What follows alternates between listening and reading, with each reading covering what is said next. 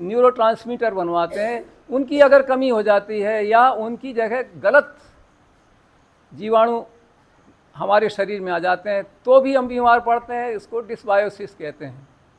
हमारी जो प्रोटीन बनाने की जो फैक्ट्री है, जिसको राइबोसोम कहते हैं, हम प्रोटीन अगर हमारे शरीर में कम बनने लगता है तो भी हम बीमार पड़ते हैं। तो इस तरह से इन कोशिका के स्तर पर जो बीमारियों के कारण हैं उनको हॉलमार्क्स ऑफ द एजिंग भी कहा जाता है। तो इन हॉलमार्क्स ऑफ द एजिंग को हम बचा कर रखें, इनको ना होने दें तो स्वस्थ रहेंगे।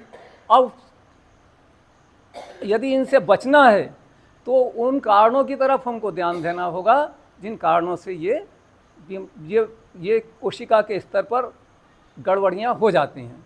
तो वो कारण क्या हैं? वो कारण है हमारा सेडेटरी स्वभाव। हम बैठे रहते हैं, सोते रहते हैं, काम करने से बचते हैं।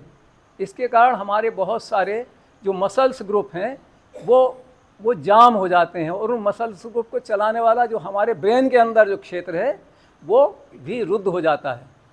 हम जो हवा ले रहे हैं उस हवा में बहुत सारे प्रदूषक पदार्थ हैं, वो हमारी सांस के माध्यम से फेफड़े में जाते हैं, फेफड़े के माध्यम से रक्त में जाते हैं, रक्त से वो हमारे सेल में जाते हैं और सेल से फिर हमारे माइटोकॉन्ड्रिया को और हमारे डीएनए को नुकसान पहुंचाते हैं। तो हवा में भी बहुत सारा प्रदूषण है। हम जो भोजन कर रहे हैं वो भी प्रदूषित है।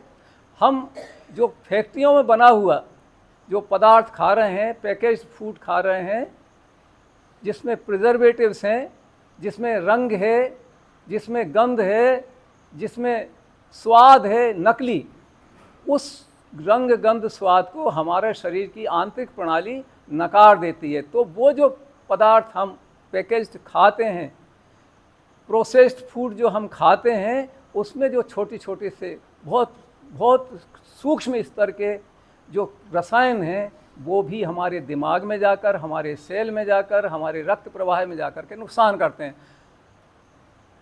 तो इस तरह की बहुत सारी चीज़ें हैं जिनके कारण हम आज